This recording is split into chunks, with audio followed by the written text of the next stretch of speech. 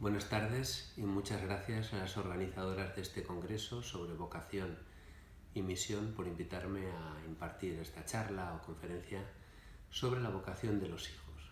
La idea es que los padres aprendamos o descubramos la bella tarea de educar a nuestros hijos en el descubrimiento de su misión, de su vocación, de aquello que les va a hacer felices. Y yo voy a dividir esta charla en dos partes. En la primera parte me voy a enfocar en el tema de la vocación, de la misión, descubrir qué es exactamente la vocación, a qué estamos llamados. Y en la segunda daré algunas pautas, algunas ideas sobre qué podemos hacer los padres. Naturalmente esta segunda parte podría ser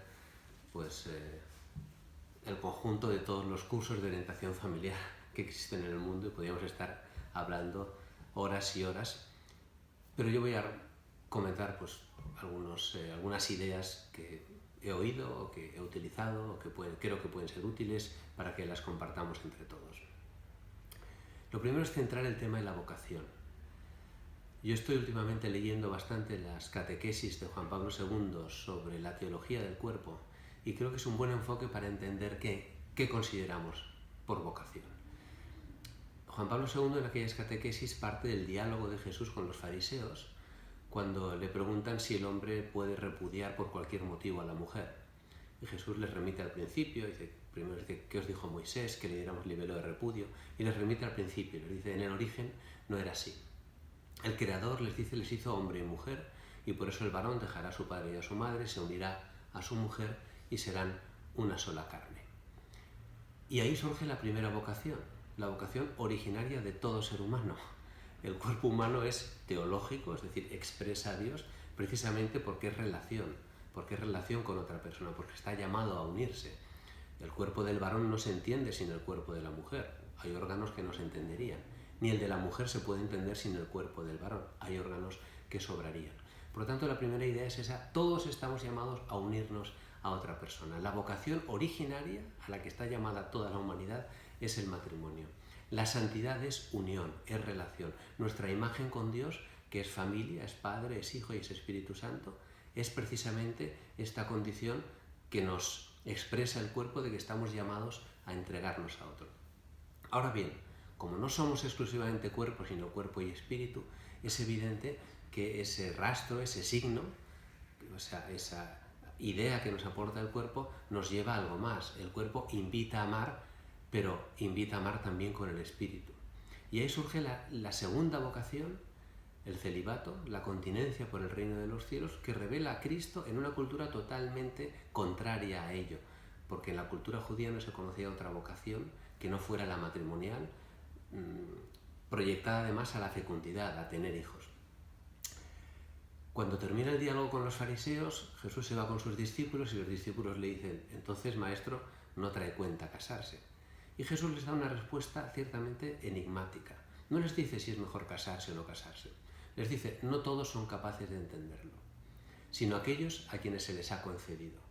Hay eunucos que nacen así, a otros les hacen los hombres, y otros hacen a sí mismos eunucos, dice, por el reino de los cielos. La continencia por el reino de los cielos. Y esta argumentación se cierra cuando de nuevo le ponen a Jesús los fariseos el dilema de la viuda sucesiva, aquella mujer que había sido esposa de varios hombres, hasta 7, y le dicen, en el reino de los cielos, en la resurrección de la carne, ¿de quién será mujer? Para ponerle una trampa. Y Cristo de nuevo contesta de manera misteriosa, les dice, no sabéis lo que decís, en el reino de los cielos, los hombres, el ser humano, no tomará marido ni mujer. Pero lo que sí revela Cristo allí es que hay una condición de ser, de existencia, que se caracteriza por la ausencia de matrimonio, pero que lleva a la plenitud de la entrega personal y a la donación de la persona íntegramente. Y que es un estado, es el modo propio de existencia de los seres humanos después de la resurrección. Y hoy se puede elegir ese estado, y esa es una vocación. Se puede elegir con una elección carismática, dice Juan Pablo II. Carismática quiere decir que viene de un don que Dios ofrece y no a todos, ofrece a algunas personas que pueden acogerla o que pueden no acogerla. Esa vocación, el celibato, es una excepción a la vocación originaria y universal para todo el mundo. Y lleva naturalmente la impronta de Cristo, también la impronta de María. porque la virginidad de María revela la fecundidad del Espíritu Santo cuando el hombre se le somete en cuerpo y alma, cuando le somete todo su espíritu. Y tiene una especial participación en ese misterio de redención del cuerpo pues, que se producirá después de la resurrección, ¿no? Es una salida de esa llamada originaria, al matrimonio, ¿eh? Recordemos que Dios vio que no era bueno que el hombre estuviera solo, ni siquiera con él, porque en el paraíso estaba con él. Y explica Juan Pablo II, parece que en el proceso de la creación Dios hace como una pausa, dice, no es bueno que el hombre esté solo, y le crea hombre y mujer, le recrea hombre y mujer. El ser humano no puede entenderse si no es hombre y mujer. Con lo cual tenemos estas dos grandes vocaciones, la vocación al matrimonio, la vocación al celibato, a la continencia por el reino de los cielos. Y son libres, el hombre tiene capacidad de elegir, porque al final las dos son vocaciones al amor. La vocación, la misión de nuestros hijos es el amor. Lo que revela nuestro cuerpo es que estamos llamados a entregarnos íntegramente a otro. Con el cuerpo y con el espíritu, si es una persona humana, solo con el espíritu, también con el cuerpo, pero no con el uso de la sexualidad si se trata de una persona divina. Y Cristo no pone ninguna encima de la otra. En la Iglesia a veces se ha hablado del estado de perfección, que no tiene que ver con la continencia, tiene que ver con los 3 consejos evangélicos de pobreza, castidad y obediencia. Pero las dos vocaciones son exactamente iguales, conducen al mismo lugar, a Dios, y la perfección dependerá de cada uno. Y se complementan entre sí, y se refuerzan mutuamente. El celibato, de alguna manera, muestra con especial intensidad la fidelidad y la donación al único esposo, que es Cristo.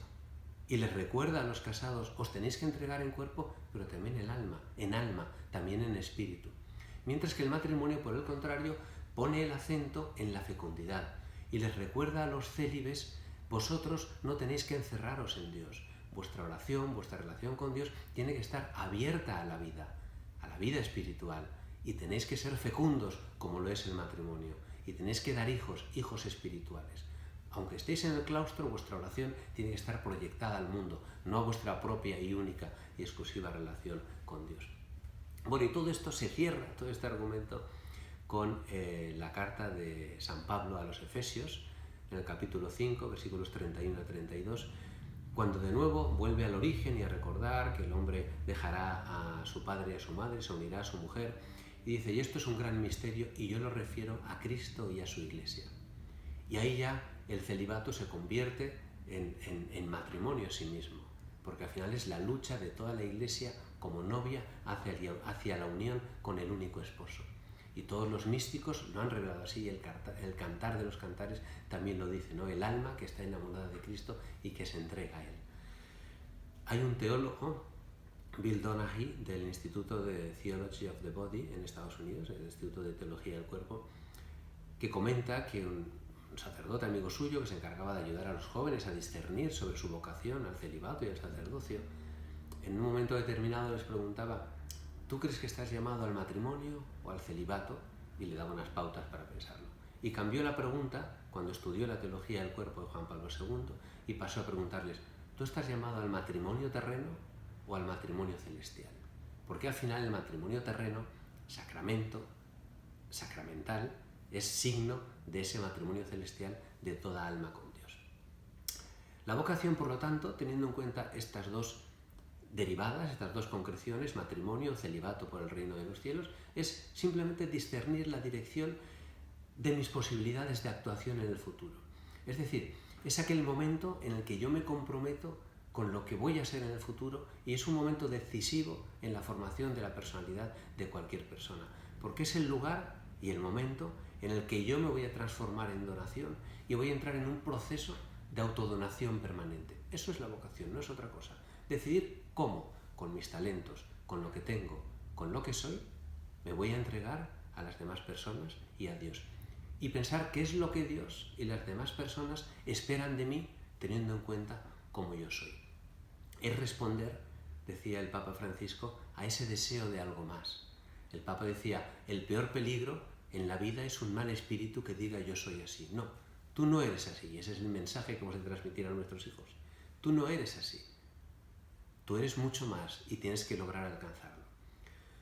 Hay un filósofo español que fue durante muchos años director espiritual de la obra del Opus Dei, Carlos Cardona, ya fallecido, que escribió varios libros, y uno de ellos, que es un libro muy aconsejable a cualquier padre y madre, que se llama Ética del quehacer educativo. Allí da una definición de persona que a mí es de las que más me ha gustado, de las que he leído a lo largo de mi vida, que dice: ser persona es ser alguien delante de Dios y para siempre. Alguien, no una cosa, delante de Dios y para siempre. Pues ahí hemos de llevar a nuestros hijos. Hemos de llevar a nuestros hijos delante de Dios y para siempre, para que Dios les pueda interpelar. Para eso, ¿qué hace falta? Lo primero que hace falta es que les mostremos que el cristianismo no es una doctrina, no es una ideología, no es un conjunto de normas, no son preceptos, no es un manual de ética, que a lo mejor si tenemos una visión muy reglamentista de la religión, eso es lo que van a entender. El cristianismo es una persona, y o ponemos a nuestros hijos delante de esa persona y para siempre, como dice Carlos Cardona, o no van a encontrar nunca su vocación, no van a saber nunca cuál es su misión. Otro filósofo español, Julián Marías, decía que no se piensa con el cerebro sino con la vida biográfica. Y las decisiones importantes de nuestra vida no las hemos tomado con el cerebro, las hemos tomado con nuestra vida, con todo lo que somos. O alguien ha decidido casarse haciendo 2 columnas de pros y de contras, o un estudio DAFO de su futuro marido o su futura mujer. No, uno sabe que esa es la persona con la que quiere compartir un proyecto de vida y se entrega. ¿Y por qué lo sabe? No lo sabe con el sentimiento solo, ni solo con la cabeza. Lo sabe con el sentimiento, con la cabeza, con su historia, con su pasado, con su presente, con su futuro. Este mismo autor, Julián Marías, dice que la persona es una extraña condensación de temporalidad que se actualiza. Es verdad, ¿qué es lo que somos hoy? Somos todo nuestro pasado condensado en nuestro presente, actualizado, hecho acto y proyectado al futuro. Eso es lo que son nuestros hijos, y con eso van a decidir, en su caso, su vocación. Naturalmente, la vocación tiene distintas concreciones. La vocación al final es vocación al amor, pero hay distintas concreciones. El Papa Francisco, en Gaudete et Exsultate, lo explica. ¿Eres consagrado o consagrado? Sé santo, viviendo con alegría tu entrega. ¿Estás casado? Sé santo, amando y ocupándote de tu marido o de tu esposa, como Cristo lo hizo con la Iglesia.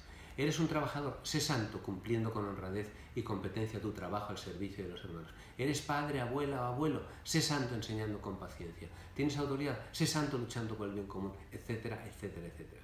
Después cada uno tendrá que encontrar su camino concreto. Hay muchas vocaciones, muchas concreciones de esa vocación única al amor en la Iglesia.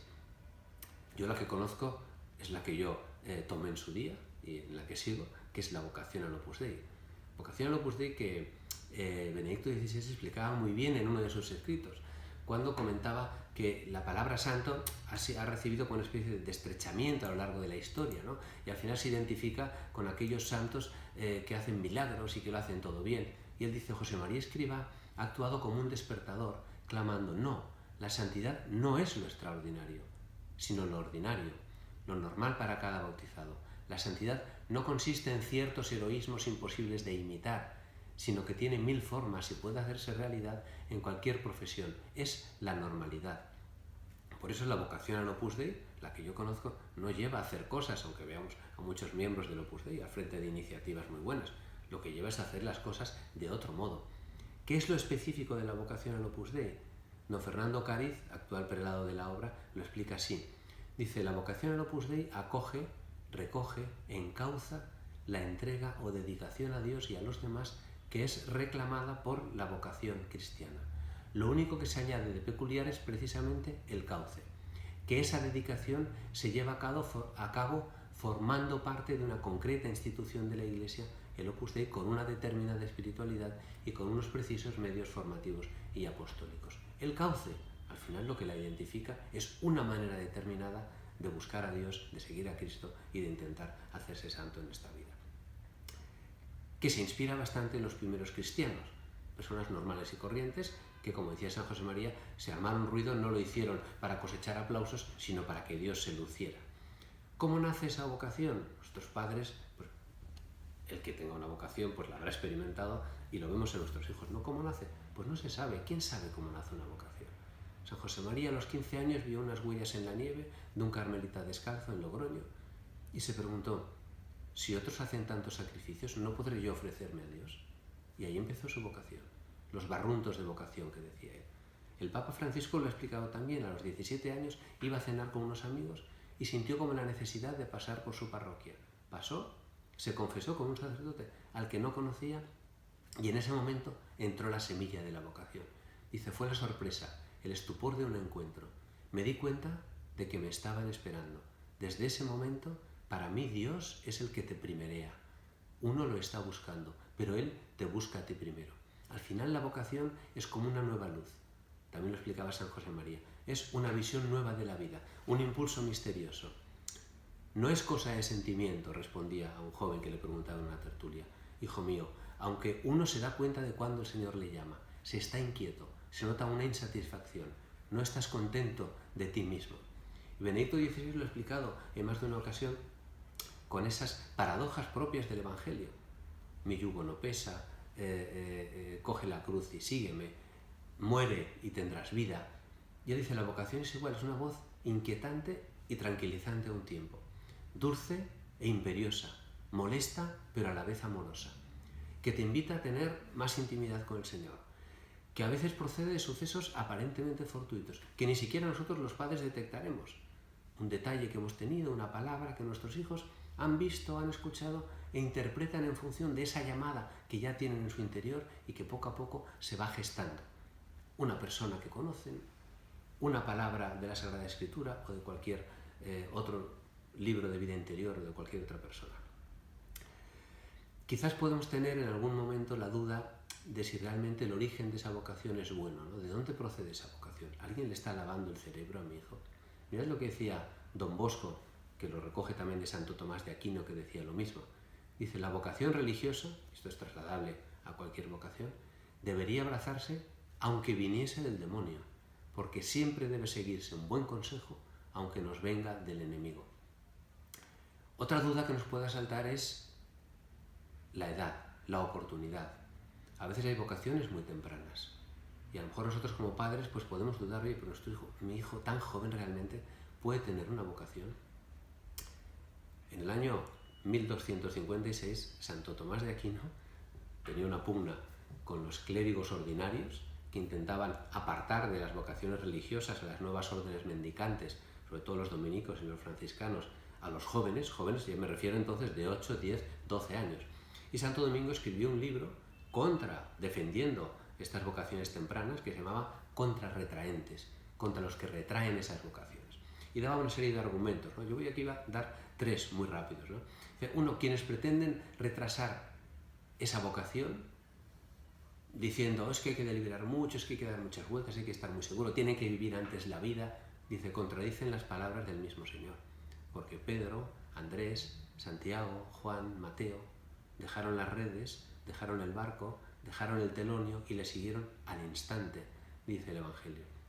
Y se pregunta Tomás de Aquino, ¿quién va a decir a un joven, vive entre mujeres y en compañía de lujuriosos, para que así, ejercitando la caridad y poniéndote a prueba, puedas observarla después en religión o en tu vocación, como si fuera más fácil guardar la caridad o guardar la continencia, en ese caso, en el mundo o en ese entorno, que era un entorno bueno?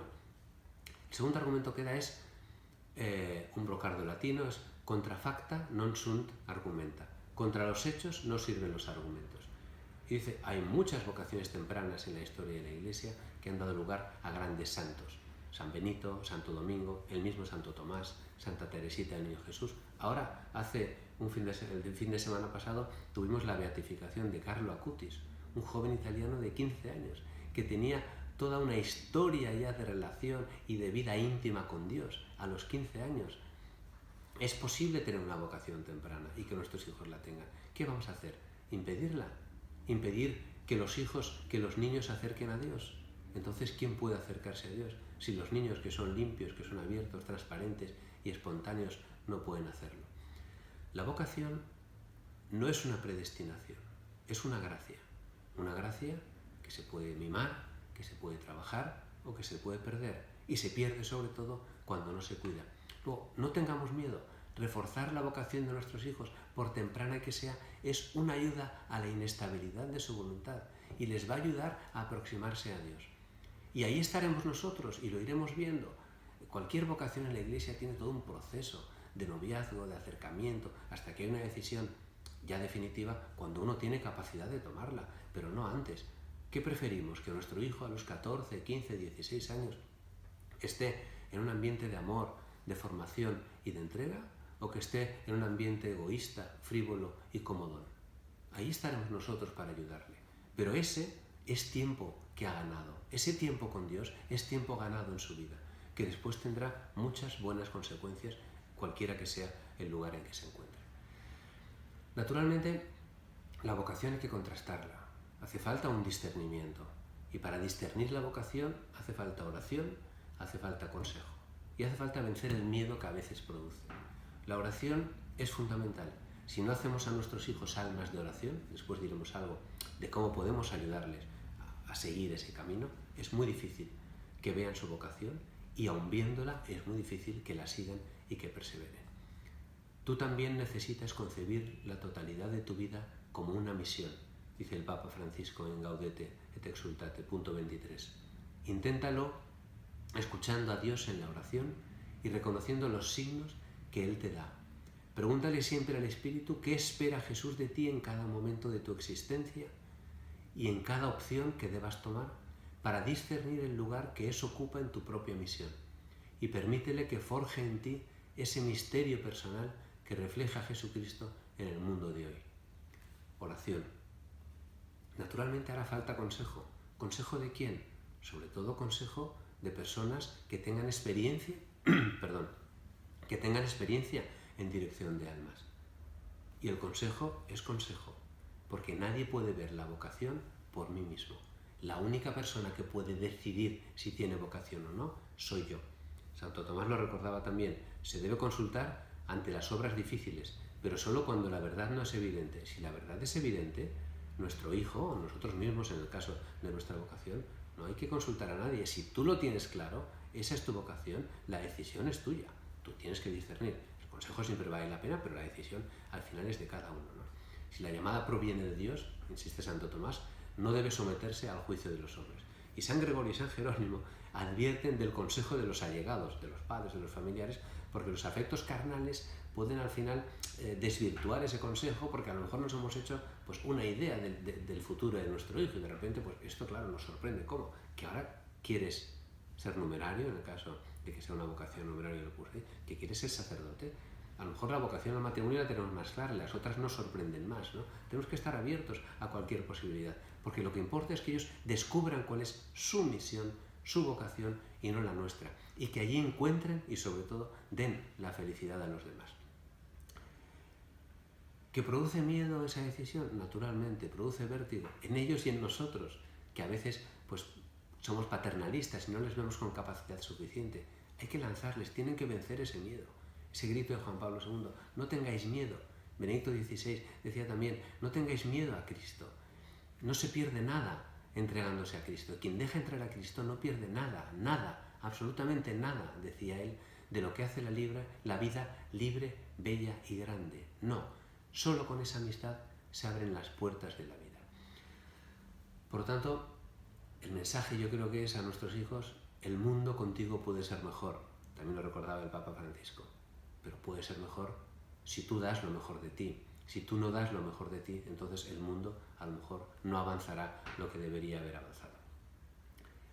Eso sí, una vez decidida la vocación, seamos nosotros o sean nuestros hijos, entonces hay que olvidarse de los demás caminos. No podemos andar toda la vida comparando, hay que centrarse en lo nuestro. Cuando tú ya te tiras en paracaídas desde el avión, no vale pensar, ay, que me equivoqué, que podía haber hecho... No, ahora lo que tienes que hacer es concentrarte en abrir el paracaídas, porque si no, darás con tus huesos en la tierra. En Surco, 757, San José María lo decía así, se me ocurrió hacerte esta consideración. Esos caminos distintos son paralelos. Siguiendo el suyo propio, cada uno llegará a Dios. No te pierdas en comparaciones, ni en deseos de conocer quién va más alto. Eso no importa. Lo que interesa es que todos alcancemos el fin. Por lo tanto, conclusión de esta primera parte de la charla, hay una sola vocación, al amor y al don de sí. Tiene dos caminos fundamentales, el matrimonio y el celibato, que a su vez tienen distintas derivadas o distintas concreciones.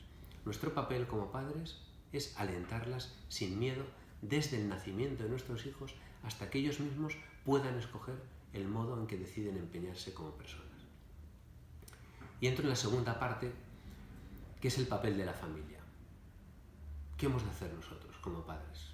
Ya he dicho al principio que esto daría lugar pues, a hablar muchas horas, porque es toda la educación de la vida de nuestros hijos. Pero algunas ideas, ¿no? Yo me gustaría hablar de testimonio, naturalidad, respeto, oración, fortaleza, cuidado de los ambientes. Algunas ideas. Primero, testimonio. Nosotros, queramos o no queramos, estamos allí, somos modelo o antimodelo a veces de nuestros hijos, pero nos ven. Tenemos que procurar vivir como desearíamos que lo hicieran nuestros hijos. Y ahí lo más importante, creo, es que nos vean rezar. San José María lo decía en una carta de 28 de octubre de 1972. No les obliguéis a nada, que os vean rezar. Es lo que yo he visto hacer a mis padres y me ha quedado en el corazón.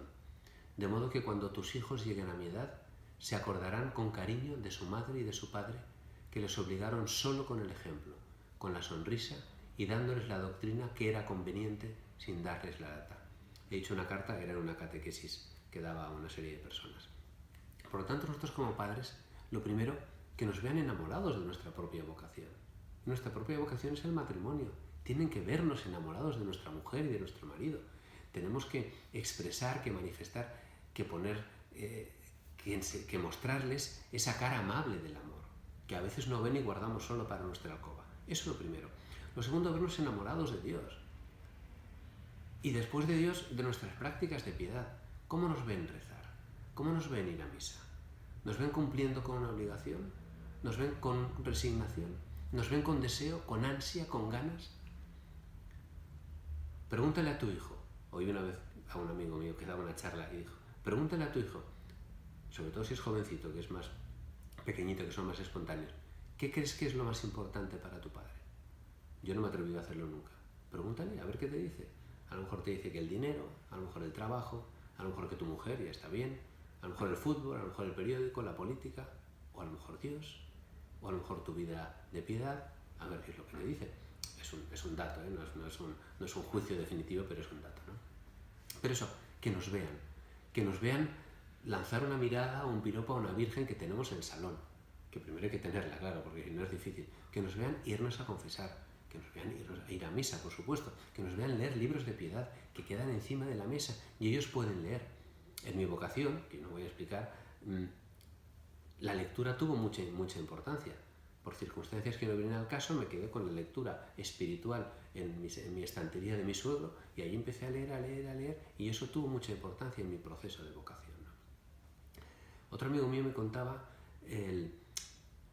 la impresión que un amigo suyo le daba de cuando él llegaba entre semana, los días que salía, o en el fin de semana, a las 7 de la mañana, medio borracho, y se encontraba a su padre ahí rezando en el salón. Y esa imagen le quedó grabada y fue también pues como una especie de semilla que fue actuando por dentro hasta que él tuvo vocación al sacerdocio, en este caso en concreto. Segundo, naturalidad.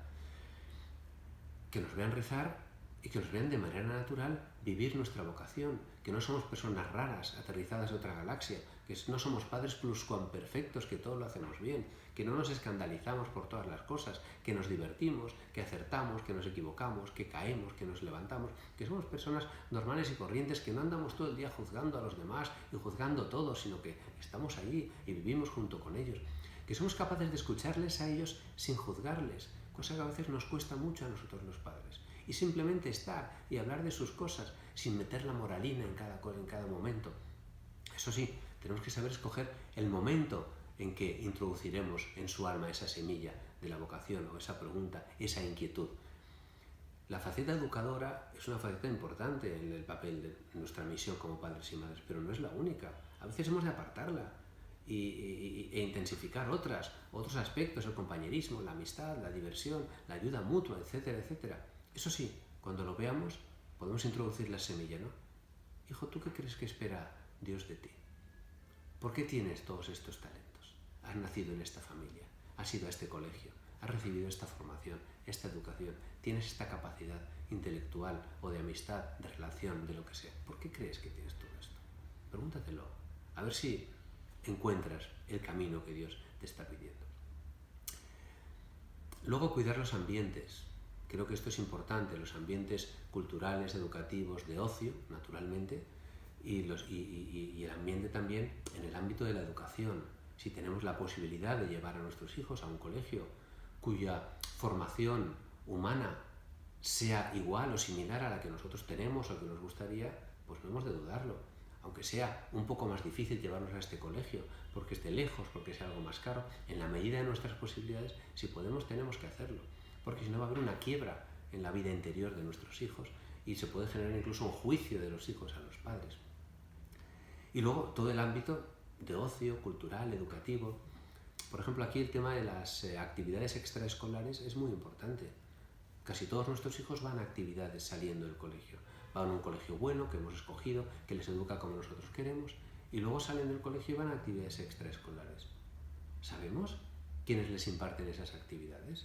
Porque lo de menos es la actividad. Lo que importa es el monitor, es el profesor, es la persona que está con ellos. Porque lo que educa no es la palabra, aunque también algo. Lo que educa no es ni siquiera la actuación, lo que educa es la vida de cada uno. Tenemos que saber cómo viven esos monitores, a dónde mandamos a nuestros hijos. Si los mandamos a un club en el que hay una serie de personas que viven con el Santísimo y que intentan vivir una vida de piedad y de santidad, pues es una cosa. Ahora, si les mandamos a otro lugar que no sabemos quiénes les van a explicar matemáticas o quiénes les van a dar una clase de tenis, pues les van a educar con su vida, no con la raqueta, les van a educar con su propia vida, porque al final la van a ir conociendo. Bueno, pues creo que es un tema que tenemos que cuidar, ¿no? El lugar donde pasamos nuestros veraneos. Si percibimos una vocación incipiente en alguno de nuestros hijos, pues eso hay que cuidarlo también, porque según en qué entorno le pongamos, pues va a ser más difícil que cuide esa pequeña vocación, esas normas de piedad, esa vida interior que va creciendo en él. Creo que tenemos que tenerlo en cuenta. Y luego, desde el punto de vista educativo, creo que hay un ámbito fundamental que es la educación del carácter, la educación de la virtud de la fortaleza en concreto. Me voy a detener un poquito en esto y ya termino con esta parte y ya con toda la charla, ¿no? Creo que ahí tenemos que educar a nuestros hijos en darse cuenta de que si realmente han de encontrar su vocación y han de perseverar en ella, necesitan una cierta fortaleza interior, una cierta fortaleza de carácter, porque si no, no se puede. No se puede hacer palanca con un palo que es blando. Hace falta una barra que sea dura. Y para eso yo lo primero creo que es transmitirles lo que yo llamaría el principio de realidad. Es decir, que se den cuenta que existe una realidad fuera de ellos que es dura, resistente, real y que no se amolda a sus caprichos en cada momento de su vida. Tienen que darse cuenta y nosotros tenemos que ayudarles que si tienen un problema no se lo resolvemos inmediatamente. Si se atascan en el triciclo, por ejemplo, de pequeñitos, pues esperamos a ver cómo lo resuelven ellos. Si están en peligro ya iremos a ayudarles.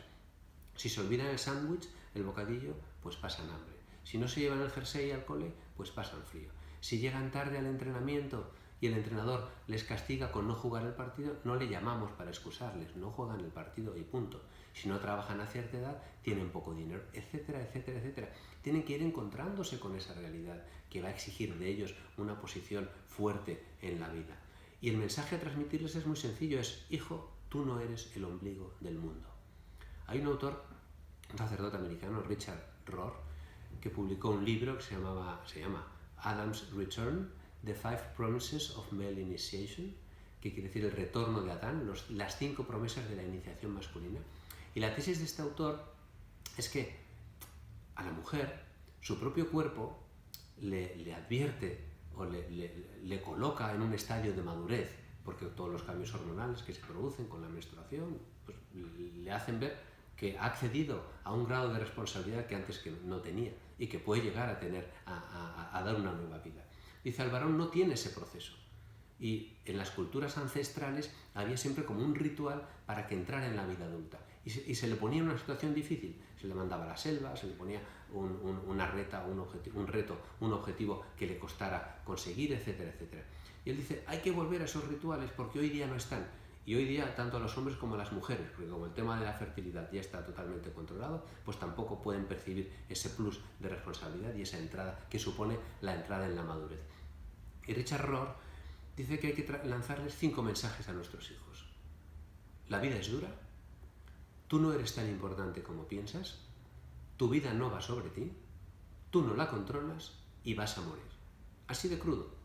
Yo lo he intentado expresar esta secuencia de la siguiente manera. La vida es dura, hijo, pero tú la has de vivir sin timideces ni apocamientos, olvidándote de ti mismo y dedicándote a los demás, porque tú no eres tan importante como piensas, y los llantos, rabietas y enojos de tu infancia ya no tienen ese poder taumatúrgico de generar siempre una respuesta satisfactoria y consoladora de quienes te rodean. Es hora también de que aprendas que tu vida no va sobre ti, puesto que, aunque te cueste creerlo, si te centras en ti y haces de ti el centro de gravedad de tu vida, vas a ser un desgraciado que no tiene una meta y que se tiene a sí mismo solo como meta, y vas a volver siempre al punto de partida. Y es que un día te darás cuenta de que tú no controlas tu vida, porque tu vida está hecha más de los demás que de ti mismo. Aunque a medida que avancen los años, te darás cuenta de que no solo se mueren los viejos, sino que tú también te vas a morir. Y entonces te darás cuenta y buscarás, porque verás que en esta vida no están todas las respuestas y acabarás buscando a aquel que te creó y te espera al final de sus días. Este es el mensaje que propone este autor transmitir a nuestros hijos. Pues bien, la formación del carácter, de la fortaleza, tiene como 2 aspectos fundamentales. Uno es la resistencia, decían los clásicos, y otro es la acometida. Resistencia yo en lo que estamos hablando la traduciría en esfuerzo y espera. Tenemos que educar a nuestros hijos en la cultura del esfuerzo. La cultura del esfuerzo significa que si nuestro hijo se ha quedado a estudiar en lugar de salir con sus amigos porque tiene un examen difícil, aunque luego suspenda, nosotros se lo reconocemos. Si no entramos en lo que es la sociedad actual, una sociedad totalmente utilitarista que solo valora el éxito. Nosotros no hemos de valorar el éxito, hemos de valorar el esfuerzo, pero ellos tienen que verlo en nuestra propia postura personal ante la vida. Si nos hundimos ante cualquier fracaso, no les estamos educando en la cultura del esfuerzo. Y viceversa, si nuestro hijo no ha pegado sello, no ha estudiado nada, pero tiene un coeficiente intelectual muy alto y saca muy buenas notas, pues está muy bien y estaremos contentos, pero eso no es cultura del esfuerzo. Y tenemos que hacérselo ver que lo que importa, lo que le abrirá la vida y le hará feliz, será pues ese esfuerzo personal de superación. Y luego la espera. Tenemos que educar a nuestros hijos en la espera, porque cada vez van quemando etapas más pronto, etapas que no les corresponden, para las que no están ni psíquica, ni físicamente, ni mentalmente preparados. Y la espera se educa haciéndoles esperar, no hay otra manera, desde pequeñitos. No, hijo, porque si cada vez que nos dicen algo, cualquier deseo suyo se transforma en una orden que mueve a todo el mundo a su alrededor y todo el mundo tiene que dejar lo que está haciendo para atender al niño, pues nos acostumbramos a vivir en una utopía generada a golpe de deseo. Tienen que aprender a esperar entendiendo el porqué. No, hijo mío, ahora no puedo atenderte porque estoy hablando con tus tíos. No, ahora no toca comer, comeremos a las 2 o a la hora que cada uno coma. No, ahora es el turno de tu hermano, ahora no te toca a ti. Y así se van acostumbrando a que las cosas no se queden con un chasquido como pues, la sociedad actual procura y provee habitualmente. Y después la acometida. Acometer es, yo lo traduciría aquí, la acometida por pasión. Hemos de introducir la pasión en nuestros hijos, la pasión por los grandes ideales. Joseph Pieper, que ha escrito bastante sobre las virtudes, dice que este aspecto de la fortaleza, la acometida, el ataque, dice él, que guarda una cierta relación con la ira como pasión orientada al bien, dice, se ha hecho casi incomprensible para la sociedad actual. Y sin embargo, sin este aspecto de la fortaleza, sin esta comedia, sin este ataque, sin este lanzarse a por el bien con ganas, incluso a veces con agresividad y con violencia no física, pues con violencia, haciéndose violencia a uno mismo, no se pueden alcanzar los grandes ideales, ni se hubiera corregido ninguna injusticia social. Los grandes ideales, las grandes injusticias se alcanzan o se corrigen con esta fortaleza, con esta pasión. El abalanzarse contra el mal es propio de la ira. Bueno, Cristo mismo lo ejemplificó en el Evangelio. Si nosotros queremos que nuestros hijos tengan la fortaleza para salir en defensa de un amigo ante los desprecios del grupo de matones, si queremos que tengan la fuerza de apartar a un amigo del peligro inminente de consumir droga, si queremos que pongan de manifiesto una injusticia, aún arriesgándose a un castigo del profesor, si queremos que dejen un grupo en un momento determinado porque están murmurando contra alguien que no está presente, esos son actos de fortaleza que requieren esa pasión y que requieren esa capacidad de decisión y esa determinación en un momento determinado. ¿Y qué podemos hacer nosotros para educar a nuestros hijos en esto? Pues nuestro ejemplo. Yo creo que no hay más. Nuestra pasión por perseguir los grandes ideales, que nos vean que estamos involucrados en un voluntariado que nos exige esfuerzo, que nos obliga a salir de esa mediocridad de una vida burguesada que tendemos todos a tener y a vivir. Que nos vean defender y vivir nuestras convicciones sin vergüenza, sin respetos humanos, en cualquier circunstancia, con naturalidad, con espontaneidad. Y luego invitarles a que hagan actividades que exijan superación personal. Deporte, excursionismo, pues todas estas actividades físicas que también les hacen con perseverancia, con esfuerzo. También el juego sea de mesa o sea juego deportivo, el juego es un buen ámbito en el que se puede trabajar la virtud y la fortaleza, para saber perder y saber ganar, para no abandonar cuando no se ven con posibilidades de ganar, para no hundirse en la derrota, etcétera, etcétera. Fortaleza. Bien, y por último, quería hablar solo de un tema que a todos nos puede afectar en un momento determinado, y es el caso en que alguno de nuestros hijos, a pesar de que nosotros hayamos hecho todo el esfuerzo y hayamos puesto todos los medios para educarle de manera que pueda descubrir su vocación, no solo no lo hace, sino que se aleja de Dios. Y eso a nosotros nos causa un dolor profundo. Primera idea, volviendo a Carlos Cardón en aquel libro que os decía, solo Dios lee en los corazones. Estamos todos llamados a buscar la bondad objetiva, pero solo Dios sabe hasta qué punto, dice él, aquel hombre lo procura o no, y hasta qué punto es responsable. Cada uno debe procurarlo y ayudar a los demás a que lo procuren. Eso es todo. Aquí lo que hemos de hacer, creo, es rezar mucho por nuestros hijos, tener paciencia, esperar, porque a Dios le pasó lo mismo. Dios creó a Adán, creó a Eva y se le rebotaron. Se fueron, se le alejaron. A nosotros nos pasó igual. Nuestros hijos tienen esa condición del ser humano que a veces olvidamos, que se llama libertad. No somos sus propietarios, no son autómatas. Ellos pueden equivocarse al decidir y nosotros nos podemos equivocar también al juzgarles. No sabemos en qué nivel están en la relación con Dios, por mucho que aparentemente parezcan otra cosa. Las prostitutas os precederán en el reino de los cielos. Hemos de huir de los juicios maximalistas de bueno o malo, cielo o infierno, etcétera, etcétera. También porque por el camino, sin darnos cuenta, nos vamos ensoberbeciendo. Podemos llegar a pensar que somos nosotros los que acertamos o los que fracasamos en las decisiones de nuestros hijos. Tenemos que aprender a desprendernos de ellos, aunque cueste como padres. Si les hemos educado para la autonomía y para la libertad, llega una edad en que ellos son responsables de sus decisiones. ¿Y nosotros qué hemos de hacer? Pues lo que hizo Dios con el hombre, con la humanidad, con el ser humano. Lo amó, lo creó, el hombre le rechazó y Dios continuó allí. Y esa es la historia de la salvación. Y le fue mandando gente y recados y mensajes y llamadas y esperó pacientemente hasta que llegó un momento, la plenitud de los tiempos, que mandó a su Hijo, Cristo. Y encima su Hijo tuvo una aparente derrota, pero dejó ahí la semilla. Y esa semilla ha ido creciendo en la humanidad y en cada uno de nosotros. Y eso pasará en nuestros hijos. A lo mejor nosotros no lo veremos, pero estará ahí esa semilla, porque la han visto en sus padres, porque la han visto en casa. Y aunque ahora nosotros no lo veamos, en algún momento saldrá a la luz. Con lo cual, conclusión de esta segunda parte, y ya con esto termino, nuestra misión como padres es crear las condiciones para que la llamada de Dios, el don de la vocación, encuentre el terreno abonado y fructifique, sabiendo que la decisión final es de nuestros hijos y solo Dios conoce su grado de responsabilidad y de libertad en la elección o en el rechazo. Muchas gracias y hasta la próxima.